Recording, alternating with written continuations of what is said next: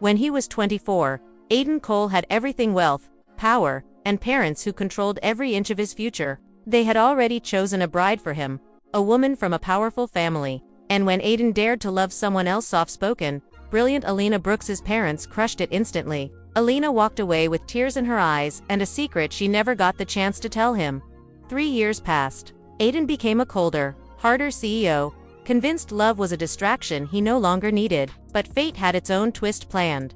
One rainy afternoon, he walked into a small clinic to sign charity papers, and froze. Alina stood there, exhausted but glowing, holding a baby girl. Beside her stood 2 identical toddler boys, gripping her hands tightly. Aiden's world stopped. They had his eyes, and Alina whispered, "Aiden, we need to talk." Aiden Cole had been trained since childhood to obey. Obey the rules. Obey the family legacy. Obey the marriage his parents arranged long before he understood what love even meant. 3 years ago, he tried to rebel just once. He fell for Alina Brooks, a girl who didn't care about his last name, a girl who didn't want his money, a girl who made him feel seen in a world where everyone only saw his title. But the rebellion didn't last. His parents found out, and overnight, they destroyed the relationship with one sentence: "We've already chosen your bride." Alina didn't fight. She didn't argue. She simply walked away in tears, leaving behind a silence that haunted him more than any breakup could. Aiden tried to find her. She vanished. And so he shut down every part of himself that knew how to feel. He buried himself in work, becoming the CEO his parents wanted: cold, immaculate, emotionally unreachable. Love was pointless. Attachment was a weakness. That chapter was closed, or so he thought. 3 years later, Aiden stepped out of his black SUV and walked into a small Seattle community clinic. One of the many facilities his company donated to. Today was supposed to be routine. Shake hands, sign the partnership documents, take a press photo. Nothing more. He pushed open the clinic door, checking his watch, already annoyed at running late. Then he froze. His entire body locked. His breath vanished. His brain stopped working. Because standing at the front desk, hair in a loose bun, tired eyes, wearing a simple beige sweater, was Alina Brooks. Alive, real, right there. For a moment he thought he was imagining her, but then she turned, and time punched him in the chest. She wasn't alone. A baby girl, maybe 8 months old, rested on her hip, clutching Alina's sweater. Next to her, 2 identical toddler boys stood close, gripping Alina's hands like she was their entire world. The boys had dark lashes, Aiden's lashes, and eyes so unmistakably familiar he felt dizzy. Alina looked up. Their gazes met. Her lips parted in shock, like she had been hit by a memory she wasn't prepared for. Aiden stepped forward slowly. "Alina?" Her breath caught, and she shifted the baby higher on her hip, as if instinctively protecting her children. She didn't run. She didn't smile. She didn't speak. The toddlers stared at him with wide curiosity, identical expressions that made his chest tighten painfully. A nurse near them smiled innocently. "Oh, Alina, is this the father?" Alina stiffened. Aiden's heart slammed against his ribs. The nurse continued, unaware of the storm in the room. "These little ones are adorable triplets, right? You're lucky, sir." Aiden swallowed hard. His hands curled at his sides. He forced his voice to stay calm. "Alina, can we talk?" Her jaw clenched, a mix of fear and frustration flickering in her eyes. The baby suddenly reached toward him. Aiden's breath hitched. She giggled like she recognized something in him. Alina stepped back quickly. "Not here." She turned to the toddlers. "Come on, boys." But the boys didn't move. Both stared at Aiden like they were drawn to him. Aiden knelt to their height, his throat tightening. "Hi." The one with a tiny dimple tilted his head. "Who are you?" The question cracked something in Aiden so deep he felt the pain physically. Alina stepped between them. "Boys, let's go." He stood slowly. "Alina, please." His voice broke on the last word. The nurse excused herself, sensing tension. Aiden and Alina stood face to face, 3 feet apart. 3 years of silence between them, and 3 tiny children watching everything. Alina exhaled shakily. "Fine, 5 minutes. Outside." They stepped into the cold air.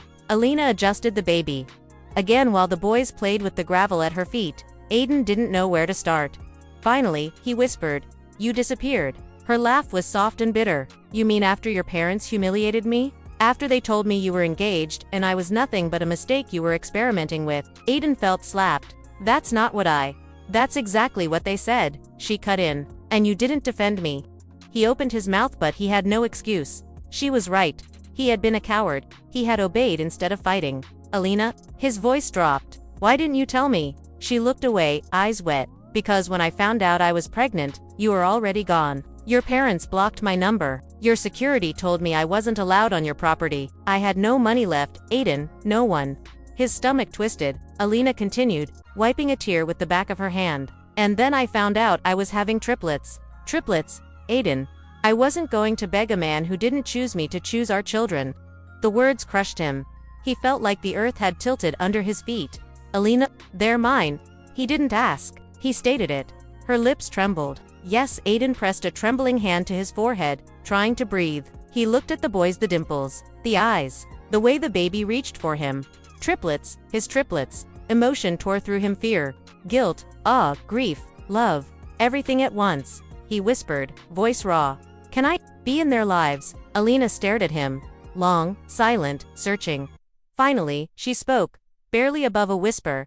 That depends. Are you ready to fight this time? Or are you still the man who lets everyone else choose for him? Aiden lifted his eyes, and for the first time in years, they weren't cold.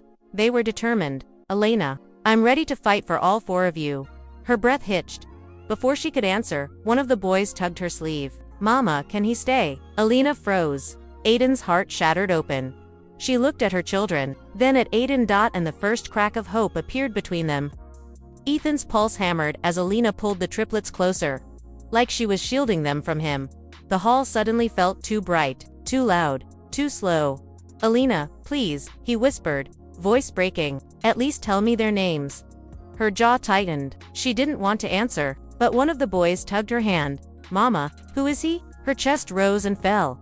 Just someone I used to know, she said softly. Used to. The word sliced deeper than any knife.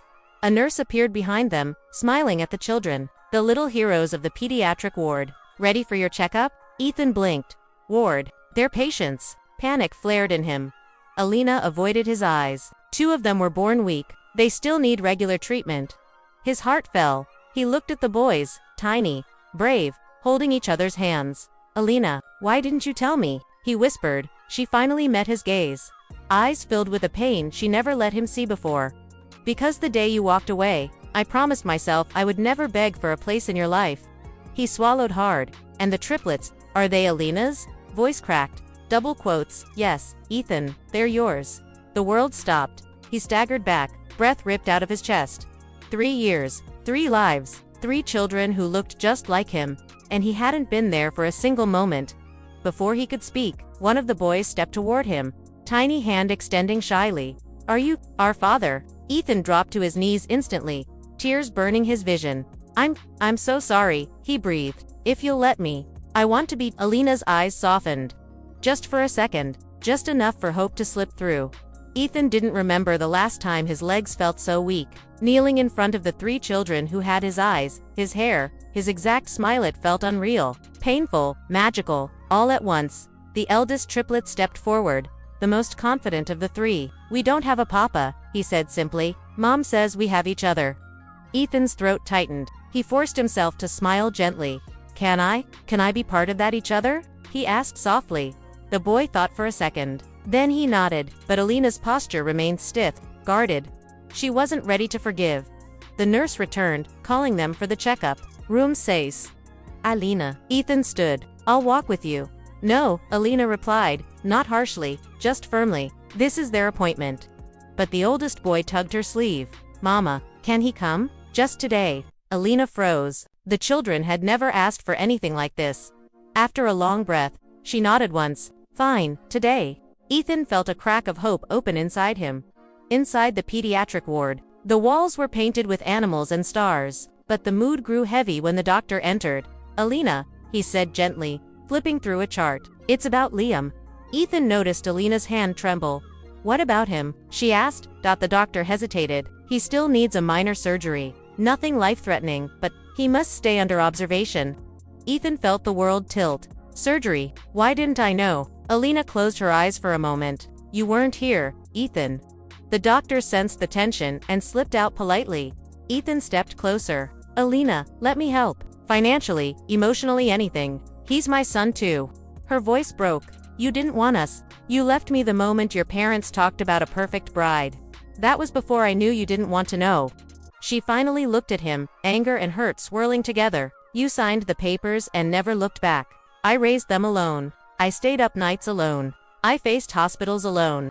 Ethan felt each word hit like a blow. I'm not asking you to erase the past, he said quietly. I'm asking for a chance to fix the future. Alina didn't speak. Her eyes softened for just a moment before she looked away. The triplets climbed on the hospital bed, two of them squishing together, the third Liam lying a little weaker, but smiling bravely. Ethan sat beside him carefully. Does it hurt? He asked Dot. Liam shook his head. Sometimes, but Mama kisses it, then it stops hurting. Ethan's heart cracked open. I wish I was there to kiss it too, he whispered. Liam blinked up at him. Can you be there now? Ethan swallowed a sob. Yes, anytime you want. Alina's breath hitched at the doorway. She wasn't ready to trust him, but watching him talk to the children, something inside her shifted. Hours passed. Ethan stayed through every test, every drawing the kids made, every silly story they told. At one point, the youngest climbed into his lap, sleepy-eyed. Can you stay with us tomorrow too? Ethan froze. This was the moment he'd never imagined. Not just tomorrow, he whispered. I want to stay, always. Alina turned her head away, wiping a tear she thought no one saw. When visiting hours ended, Ethan walked them to the exit.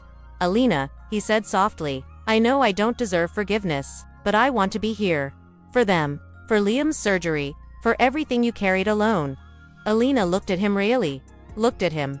You can come tomorrow, she said quietly, but this changes nothing between us. Yet, Ethan nodded. I'll earn whatever comes next.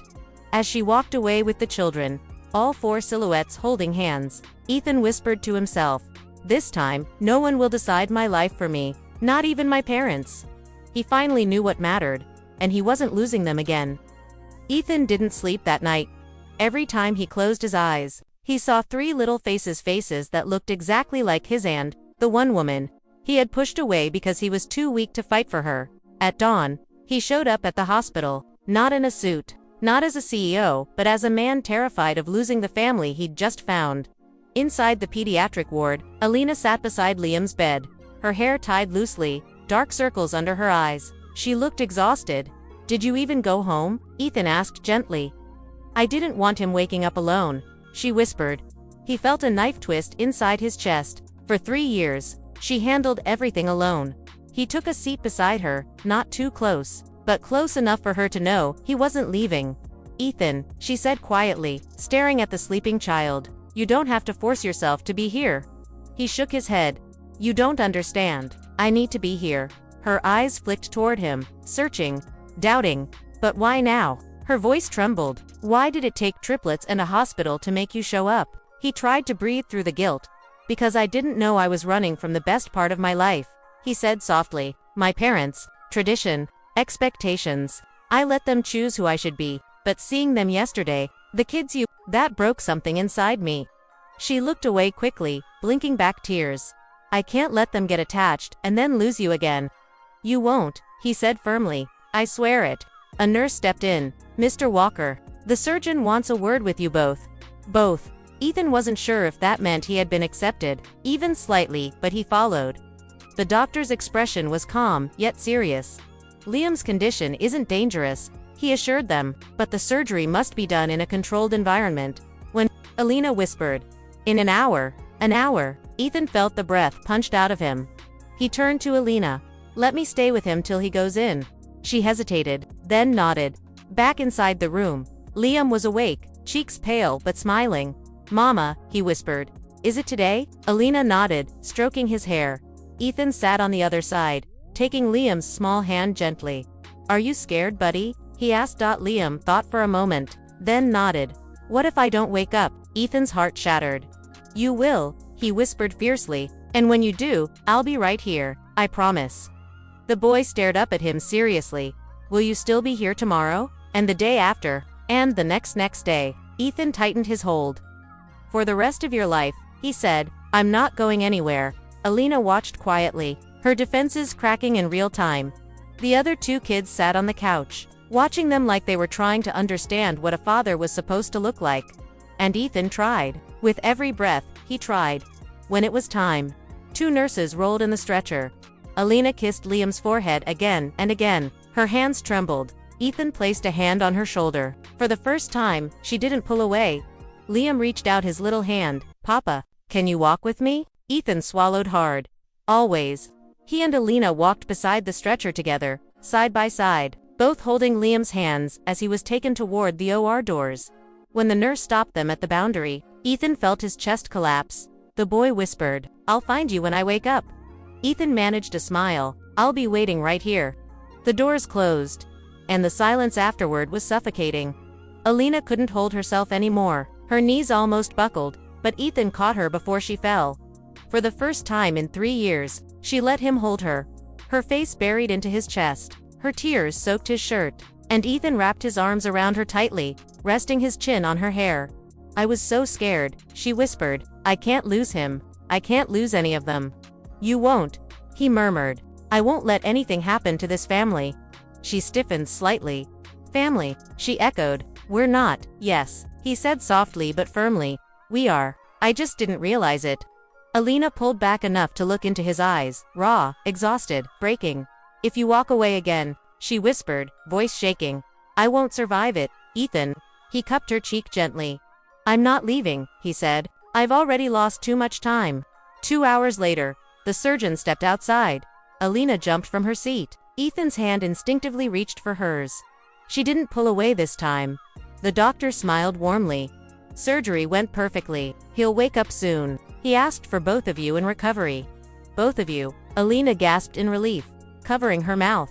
Ethan closed his eyes. Feeling a crushing weight lift, they hurried to the recovery room. Liam lay there, tiny and sleepy, but smiling weakly. "You came back," he whispered as they entered. Ethan leaned down, pressing a soft kiss on his forehead. "I told you," he said, voice thick. "I'm never leaving again." Alina stood beside him, and slowly, her hand slid into his dot. No words. Just a quiet acceptance, the first step toward something they lost, and maybe something new. The other 2 kids climbed onto the bed, snuggling with their brother. Ethan looked at all of them, the 3 children. Alina, the life he almost missed, and whispered, This is all I ever needed." For the first time in years, Alina believed him, and for the first time ever, the triplets finally had a father.